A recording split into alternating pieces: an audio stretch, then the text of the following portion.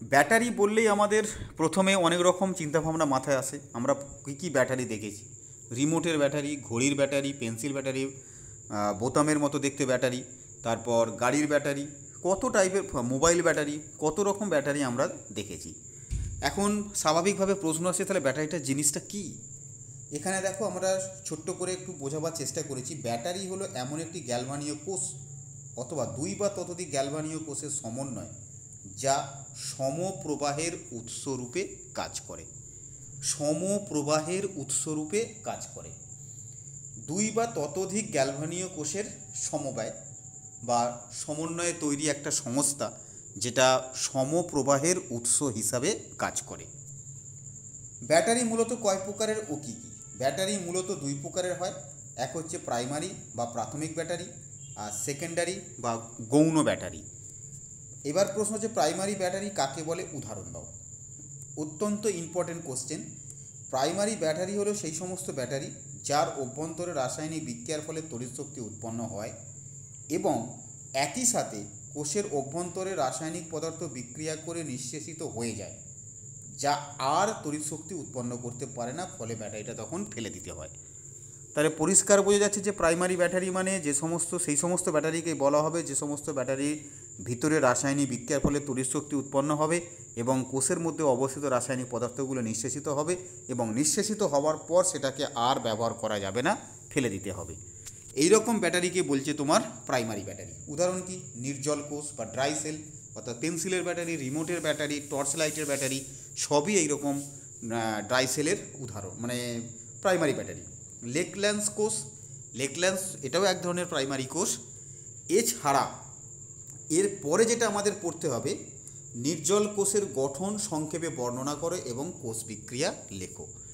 আমরা ওই যে টর্চের ব্যাটারি বা রেডিওর ব্যাটারি বা যেগুলোকে আমরা পেন্সিল ব্যাটারি বলে থাকি, রিমোট এবং তোমার বিভিন্ন খেলনা গাড়িতে ব্যবহার করা হয়ে থাকে, সেটাই হচ্ছে আমাদের নির্জল কোষ বা ড্রাই সেল। সেই ড্রাই সেলের গঠন আকৃতি আমরা এখানে সংক্ষেপে বোঝার চেষ্টা করব। এখানে ড্রাই সেলের যে গঠন আকৃতি যেটা বলেছে, দেখো, চোঙাকৃতি জিঙ্কের খোলের মধ্যে যা অ্যানোড হিসাবে গ্রাফাইট মানে নেওয়া হয়ে থাকে। একটা আমি এখানে বলছি, দেখো, এই যে একটা চোঙাকৃতি খোলক যেটা তোমার জিঙ্ক দিয়ে তৈরি হয়, এটা কিন্তু অ্যানোড হিসাবে কাজ করে এবং এর মাঝখান দিয়ে একটি গ্রাফাইট দণ্ডকে এমনভাবে রাখা হয়, এই যে গ্রাফাইট দণ্ড, যে গ্রাফাইট দণ্ডটা এই যে জিঙ্ক নিচের যে খোল সেই পর্যন্ত স্পর্শ না করে থাকে। এই গ্রাফাইট এখানে ক্যাথোড হিসাবে কাজ করে আর জিঙ্ক হচ্ছে অ্যানোড হিসাবে কাজ করে। গ্রাফাইট ক্যাথোড আর জিঙ্ক অ্যানোড। গ্রাফাইট দণ্ডের সাথে নিবিড়ভাবে লেগে থাকে এই যে গ্রাফাইট দণ্ড, তার সাথে ম্যাঙ্গানিজ ডাইঅক্সাইড এবং কার্বন গুঁড়ো। এই ম্যাঙ্গানিজ ডাইঅক্সাইড এবং কার্বন গুঁড়োকে একটা সুতির কাপড়ের মধ্যে বা কাপড়ের মধ্যে যাতে ওর গায়ে টাচ হয়ে থাকতে পারে সেই রকম মানে কাপড়ের প্যাকেট করে ওর গায়ে সুতো দিয়ে বেঁধে আটকে রাখা হয়। ক্যাথোড ও অ্যানোডের মাঝখানে থাকে তড়িৎ বিশ্লেষ্য পদার্থ হিসেবে অ্যামোনিয়াম ক্লোরাইড, জিঙ্ক ক্লোরাইড এবং সামান্য জলের তৈরি লেই বা পেস্ট। তার মানে এই হচ্ছে আমার অ্যানোড, জিঙ্কের একটা খোল, তার মাঝখানে একটা থাকছে ক্যাথোড, গ্রাফাইট। এই গ্রাফাইটের গাকে একদম নিবিড়ভাবে থাকছে তোমার ম্যাঙ্গানিজ ডাইঅক্সাইড এবং কার্বন গুঁড়ো, আর এই দুইয়ের মাঝখানে থাকছে তোমার অ্যামোনিয়াম ক্লোরাইড এবং জিঙ্ক ক্লোরাইড। এই সিস্টেমটা হচ্ছে আমাদের কোষের গঠন। তাহলে ক্যাথোড বিক্রিয়া কি হয়? ক্যাথোডে যেটা বলছে, দেখো, তোমার জিঙ্ক তো অ্যানোড ছিল, ক্যাথোডে ম্যাঙ্গানিজ ডাইঅক্সাইড এবং অ্যামোনিয়াম প্লাস আয়ন বিক্রিয়া করে বা ইলেকট্রন গ্রহণের মাধ্যমে বিজারিত হয়ে M2O3 ম্যাঙ্গানিজ ট্রাইঅক্সাইড তার সাথে অ্যামোনিয়া এবং জল উৎপন্ন করে। এই অ্যামোনিয়া যে গ্যাসটা উৎপন্ন হচ্ছে জলীয় দ্রবণে, সেটা অ্যামোনিয়ার জলীয় দ্রবণ হিসাবেই থাকে। আর অ্যানোডে বিক্রিয়া যেটা বলছে, জিঙ্ক সামান্য পরিমাণে ক্ষয়ে গিয়ে Zn2+ আয়ন এবং দুটো ইলেকট্রন বর্জন করে। এর ফলেই দেখবে ব্যাটারিগুলো যখন আমরা ইউজ করতে করতে মানে ড্যামেজ হয়ে যায়, তখন দেখা যায় যে কোনো একটা জায়গায় তোমার ওই জিঙ্কের পাত্রটা ক্ষয়ে গিয়ে সেখান থেকে ওই যে অ্যামোনিয়াম ক্লোরাইড আর জিঙ্ক ক্লোরাইডের জলীয় দ্রবণ নিয়েছিলাম বা লেইটা নিয়েছিলাম, সেটা ওই মানে সাদা একটা জেলির মতো বা পুঁজের মতো সেখান থেকে বের হতে থাকে, সেইটা আমরা দেখতে পাই। সামগ্রিক বিক্রিয়া অর্থাৎ টোটাল যে দুটো বিক্রিয়া সেই দুটো বিক্রিয়াকে আমরা যদি পৃথকভাবে যোগ করে দিই তাহলে আমরা যে বিক্রিয়াটা পাবো সেটা হচ্ছে কোষ বিক্রিয়া। শুধুমাত্র এখানে ইলেকট্রন ডান দিক বাম দিক কেটে যাবে, বাকি যা আছে সেইটা এখানে আমাদের যুক্ত হয়ে গেছে। Manganese dioxide, manganese dioxide, ammonium ion, ammonium ion, zinc, এখানে জিঙ্ক। বাম দিকে কাজ মিটে গেল, ডান দিকে Mn2O3, Mn2O3, ammonia gas, ammonia gas, দুই অণু দুই অণু, জল জল, এখানে Zn2+ ছিল, এখানে এই Zn2+ আমরা বসিয়ে দিয়েছি। বলছে এই বিক্রিয়ায় যে অ্যামোনিয়া গ্যাস এবং Zn2+ আয়ন উৎপন্ন করছে তারা নিজেদের মধ্যে বিক্রিয়া করে একটা জটিল যৌগ টেট্রাঅ্যামিন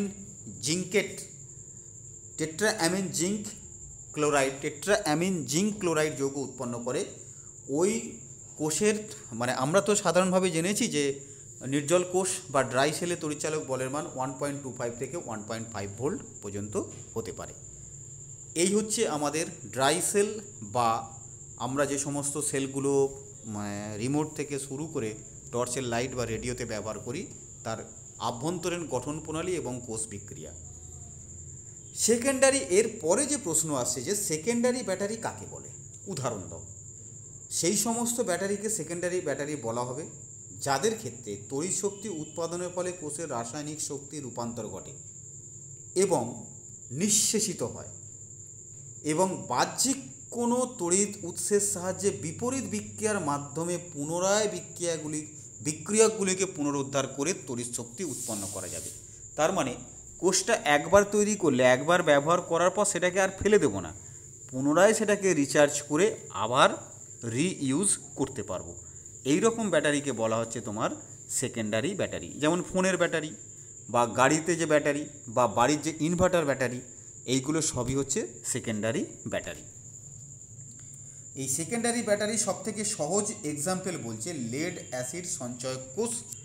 এই লেড অ্যাসিড সঞ্চয়ক কোষের যে গঠন প্রণালী, লেড অ্যাসিড সঞ্চয়ক কোষের গঠন প্রণালী তোমরা বই থেকে একটুখানি ভালো করে দেখার চেষ্টা করবে। আমি শুধু এখানে একটুখানি স্কেচ আউট করে দিয়েছি, বা পরীক্ষায় যদি প্রশ্ন আসে এইটুকু প্রশ্ন আমাদের আসবে, এর বাইরে কিছু থাকবে না। শুধু বলছে দেখো ব্যাকেলাইট তোমরা সকলেই দেখেছো, কালো রঙের একটা খোল হয় বা বিভিন্ন কালারিংয়ে এখনও হচ্ছে, তার মধ্যে 38% সালফিউরিক অ্যাসিড যার ঘনত্ব 1.3 গ্রাম পার সেন্টিমিটার কিউব তড়িৎ বিশ্লেষ্য পদার্থ হিসাবে নেওয়া হয়। এর মধ্যে কতকগুলি লেডের পাতকে সমান্তরালভাবে ঝুলিয়ে রাখা হয় এবং যারা ক্যাথোড হিসাবে কাজ করে। এবং এই যে ধরো এইরকম কতগুলো পাতকে পরপর এইভাবে ঝুলিয়ে রাখা হলো, তারা ক্যাথোড হিসাবে কাজ করছে, এগুলো প্রত্যেকটাই বলছে লেড। এবার বলছে উপর থেকে আর একটা লেডের পাতকে ঝুলিয়ে নিয়ে তার মাঝখানে আরও কতগুলো স্পঞ্জি লেড এইভাবে রাখা থাকে যারা অ্যানোড হিসাবে কাজ করে। এবার ওই পুরো সিস্টেমটাকে একটা ব্যাকেলাইটের তৈরি কালো খোলের মধ্যে সালফিউরিক অ্যাসিডে ডুবিয়ে রাখলেই আমাদের পুরো ব্যাটারিটা তৈরি হয়। তাহলে এখন কি বলছে দেখো, 38% সালফিউরিক অ্যাসিডকে তড়িৎ বিশ্লেষ্য পদার্থ হিসেবে ব্যবহার করা হয়, কতগুলি লেডের পাতকে সমান্তরালভাবে ঝুলিয়ে রেখে ক্যাথোড হিসাবে যারা কাজ করে, অপর কয়েকটি লেড দণ্ডকে আরও কতকগুলি লেড দণ্ডর সাহায্যে সালফিউরিক অ্যাসিডের মধ্যে আরও একটি লেড দণ্ডের মধ্যে সালফিউরিক অ্যাসিডের মধ্যটাকে ঝুলিয়ে রাখা হয়। অর্থাৎ শেষের যে লেডের যে দণ্ড থেকে আরও কতকগুলো পাতকে যে ঝুলিয়ে রাখা হয়েছিল, সেই পাতগুলো সাধারণত যেটা হয়ে থাকে, লেড প্রকৃতপক্ষে স্পঞ্জি লেডের তারজালির মধ্যে PbO2 ভরা থাকে।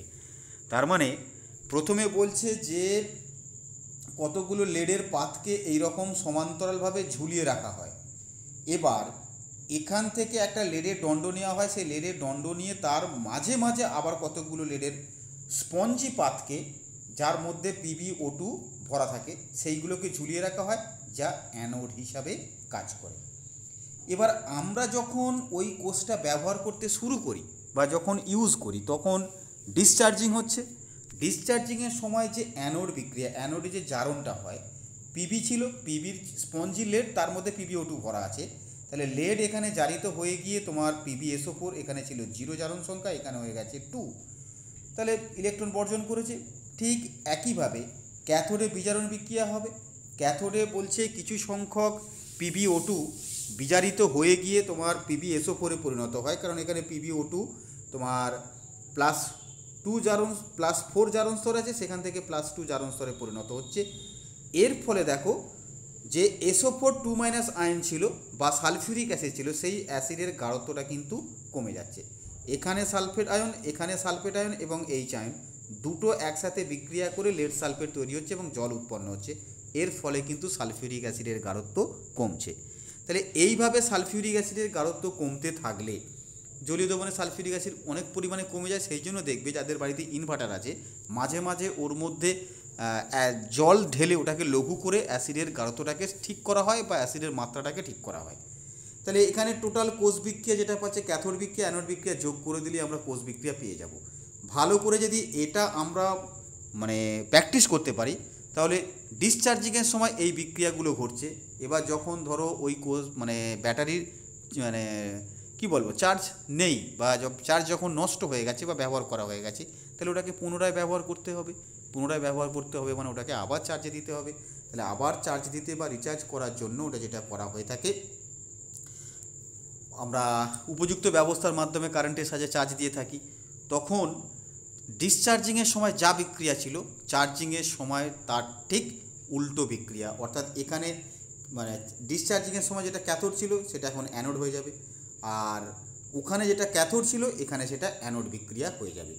এইভাবে আমরা কিন্তু বিক্রিয়াগুলো লিখে দিলেই আমরা বলতে পারি যে চার্জিং এবং ডিসচার্জিংয়ের সময় যে বিক্রিয়া, সেই বিক্রিয়াগুলো আমরা এক এক করে দেখিয়ে দিতে পারবো।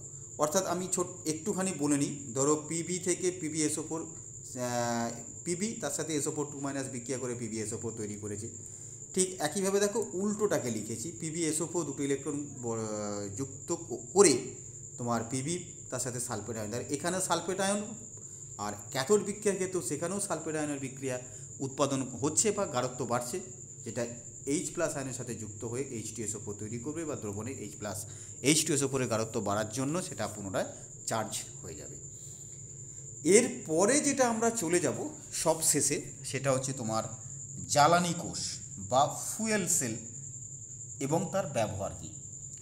এখন জ্বালানি কোষ বলছে এক ধরনের গ্যালভানীয় কোষ, যা জ্বালানির মাধ্যমে বা রাসায়নিক শক্তিকে সরাসরি তড়িৎ শক্তিতে রূপান্তর ঘটায়। এখানে জ্বালানি হিসেবে সাধারণত হাইড্রোজেন, তরল হাইড্রোজেন, মিথেন বা মিথানল ব্যবহার করা হয়ে থাকে। তাহলে জ্বালানি কোষ হচ্ছে এক ধরনের গ্যালভানীয় কোষ, যেখানে জ্বালানি বা রাসায়নিক শক্তির রূপান্তর ঘটিয়ে সরাসরি তড়িৎ শক্তি উৎপন্ন করা হয়ে থাকে। এখানে আমরা একটু জ্বালানি কোষের গঠন প্রণালী এবং তার ব্যাখ্যা এবং সেটা কী কাজে ব্যবহার করা হয় সেটা একটু জানার চেষ্টা করব। বলছে সাধারণ গ্যালভানীয় কোষের সাথে জ্বালানি কোষের একটি বিশেষ পার্থক্য হচ্ছে যে গ্যালভানীয় কোষের বিক্রিয়ক পদার্থগুলি কোষের অভ্যন্তরে থাকে, কিন্তু জ্বালানি কোষের বাইরে অবস্থান করে। নিচে ছবিটা দেখলেই ভালো করে আমরা বুঝতে পারবো। বলছে হাইড্রোজেন, অক্সিজেন জ্বালানি কোষ অ্যাপোলো মহাকাশযানের তড়িৎ ব্যবহারের জন্য মানে তড়িৎ সরবরাহের জন্য প্রথম এটাকে ব্যবহার করা হয়েছিল। কীরকম দেখো, হাইড্রোজেন অক্সিজেন জ্বালানি কোষের এটা বন্ড নয়, কিন্তু অক্সিজেন এবং হাইড্রোজেন দুটো রাসায়নিক পদার্থ ব্যবহার করে তড়িৎ শক্তি উৎপন্ন করার জন্য যে জ্বালানি কোষ, সেটাকে হাইড্রোজেন অক্সিজেন জ্বালানি কোষ বলা হচ্ছে। এখানে দেখো যন্ত্র ব্যবস্থার একটুখানি ভালো করে আমরা দেখে নেব। এখানে ছিদ্রযুক্ত একটা কার্বন, তার একদিক থেকে হাইড্রোজেন গ্যাস, যেটাকে আমরা অ্যানোড হিসাবে ব্যবহার করেছি বা ব্যাটারির নেগেটিভ প্রান্তের সাথে যুক্ত আছে, আর এটা ব্যাটারির পজিটিভ প্রান্তের সাথে যুক্ত আছে, সেটা আমরা এখানে দেখাবার চেষ্টা করছি। আমি এখানে পুরো এক্সপ্লানেশানে দেওয়া আছে। দেখো এই হচ্ছে একটা কার্বন, মানে তড়িৎদ্বার হিসাবে সচিত্র কার্বন দণ্ড ব্যবহার করা হয়। এটা একটা সচিত্র কার্বন দণ্ড, এটা একটা সচিত্র কার্বন দণ্ড। তড়িৎদ্বার বিক্রিয়াকে ত্বরান্বিত করার জন্য অনুঘটক হিসেবে প্লাটিনাম, লেড, নিকেল চূর্ণ ওই ছিদ্রের মধ্যে রাখা থাকে। মানে এখানে যে সূক্ষ্ম সূক্ষ্ম ছিদ্র আছে ওই ছিদ্রের মধ্যে এই অনুঘটক হিসেবে নিকেল, প্যালাডিয়াম বা প্লাটিনাম চূর্ণ রাখা থাকে। তড়িৎ বিশ্লেষ্য রূপে উষ্ণ পটাশিয়াম হাইড্রোক্সাইডের জলীয় দ্রবণ ব্যবহার করা হয়। এই যে ভিতরের অংশটাতে উষ্ণ পটাশিয়াম হাইড্রোক্সাইডের জলীয় দ্রবণ রাখা আছে। অ্যানোড দিয়ে হাইড্রোজেন গ্যাস এবং ক্যাথোড দিয়ে অক্সিজেন গ্যাস সরবরাহ করা হয়। দেখো একটা ছিদ্র আছে, এখান দিয়ে অক্সিজেন, অর্থাৎ ক্যাথোড দিয়ে অক্সিজেন আর অ্যানোড দিয়ে হাইড্রোজেন গ্যাস সরবরাহ করা হচ্ছে। এর ফলে দেখো অ্যানোডে হাইড্রোজেন জারিত হয় এবং অক্সিজেন ক্যাথোডে বিজারিত হয়। অ্যানোডে যে হাইড্রোজেন যাচ্ছিল সেটা জারিত হবে, আর ক্যাথোডে যে অক্সিজেন যাচ্ছিল সেটা বিজারিত হবে। তার ফলে অ্যানোড বিক্রিয়া যেটা ঘটছে সেখানে হাইড্রোজেন বলেছে জারিত হবে। হাইড্রোজেন গ্যাস এখানে 0, সেখান থেকে জল হয়ে গিয়ে +1 হয়ে গেল। আবার এই যে OH মাইনাস, এই OH মাইনাসটা পটাশিয়াম হাইড্রোক্সাইডের জলীয় দ্রবণ থেকে আমরা পেয়ে থাকব। ক্যাথোড বিক্রিয়া যেখানে অক্সিজেন বিজারিত হয়ে OH মাইনাস আয়ন উৎপন্ন করবে, অর্থাৎ অক্সিজেন জলের সাথে যুক্ত হয়ে লিকুইড 4 অণু ইলেকট্রন গ্রহণ করে OH মাইনাস আয়নে পরিণত হবে। এবার দুটো ক্যাথোড এবং অ্যানোড বিক্রিয়াকে যদি আমরা যুক্ত করে দিই তাহলে হাইড্রোজেন এবং অক্সিজেন বিক্রিয়া করে 2 অণু জল। এখানে দেখো এর সবথেকে যেটা বড় ইম্পর্টেন্ট, এখানে তো এইরূপ রাসায়নিক বিক্রিয়া ঘটার ফলে তড়িৎ তো উৎপন্ন হচ্ছে, তার সাথে এই যে জলটা উৎপন্ন হয় সেটা বিশুদ্ধ অবস্থায় আমরা পেয়ে থাকি, সেই জলকে পানীয় জল হিসাবেও ব্যবহার করা গেছে। তাহলে অ্যাপোলো মহাকাশযানে ব্যবহার করা হয়েছিল প্রথম তড়িৎ শক্তির উৎস হিসাবে। এর পরে যেটা আমরা চলে যাব, অপক্ষয় বা লোহার মরিচা পড়া, কোনো ধাতুকে দীর্ঘদিন ধরে পরিবেশে রেখে দিলে সে ধাতুর একটা যে ক্ষয়, সেটাকেই সংক্ষেপে আমরা বলে থাকি অপক্ষয়। যেমন বলছে দেখো, পরিবেশের প্রভাবে কোনো ধাতুর জারণ ঘটিত যে ক্ষয় তাকেই বলছে ওই ধাতুর অপক্ষয়, যেমন বলছে লোহার মরিচা পড়া। এছাড়া ক্লাস 10-এ আমরা কতগুলো ঘটনা পড়েছিলাম, সেই ঘটনা আমি এখানে আর ডিটেলসে আলোচনা করিনি, কিন্তু তোমাদের পড়তে হবে। নাম্বার 1 বলছে লোহায় মরিচা পড়া একটি জারণ বিজারণ বিক্রিয়া। যদি কারো মনে হয় যে এখান থেকে পড়বো না, ক্লাস 10-এর বই থেকে ছোট্ট করে দেখে নিয়ে পড়বো, তাও অসুবিধা নেই, আমাদের ক্লাস 12-এর বইতেও দেওয়া আছে, সেখান থেকেও আমরা পড়তে পারি। আরেকটা জিনিস যেটা বলছে, ক্যাথোডীয় সংরক্ষণ বলতে কী বোঝো? ক্যাথোডীয় সংরক্ষণ তোমরা এটাও পড়েছো, আর তার সাথে আর একটা জিনিস পড়েছিল উৎসর্গীকৃত অ্যানোড। মাটির নিচে দিয়ে যখন কোনো লোহার পাইপের মাধ্যমে তেল বা জল সরবরাহ করা হয়, এই লোহার পাইপের গায়ে লোহার থেকে উচ্চ সক্রিয় একটা ধাতু যেমন ম্যাগনেসিয়াম, তাকে অন্তরিত অন্তরক পদার্থের দ্বারা আচ্ছাদিত করে ওই লোহার গায়ে আটকে রাখা থাকে। এখন তাহলে লোহার থেকে ম্যাগনেসিয়াম সক্রিয়তা বেশি হওয়ার কারণে ওখানে জারণ ঘটবে, অর্থাৎ ওটা অ্যানোড হিসাবে কাজ করবে, আর লোহাটা ক্যাথোড হিসাবে কাজ করে অবস্থান করবে, এবং তড়িৎ বিশ্লেষ্য পদার্থ হিসাবে মাটিতে উপস্থিত বিভিন্ন প্রকার খনিজ লবণ এবং অক্সিজেন অবস্থান করবে। এর ফলে ম্যাগনেসিয়াম প্রথমে জারিত হয়ে গিয়ে ম্যাগনেসিয়াম আয়নে পরিণত হবে, কিন্তু লোহা যার মধ্য দিয়ে জল বা তেল সরবরাহিত হচ্ছে সেটা কিন্তু অক্ষুণ্ণ অবস্থায় থেকে যাবে। অর্থাৎ অ্যানোড নিজেকে ক্ষয় করে ক্যাথোডকে রক্ষা করছে, আর নিজের উৎসর্গ হয়ে যাওয়ার মাধ্যমে ক্যাথোডের যে সংরক্ষণ, এটাকে বলছে ক্যাথোডীয় সংরক্ষণ। আর নিজেকে উৎসর্গ করে ক্যাথোডকে সংরক্ষণ করার যে প্রসেস, সেটাকেই বলা হচ্ছে তোমার উৎসর্গীকৃত অ্যানোড।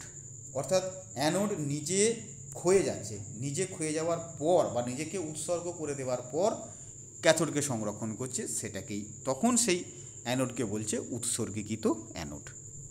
এইটুকু বলেই আমরা তড়িৎ রসায়ন কমপ্লিট করব।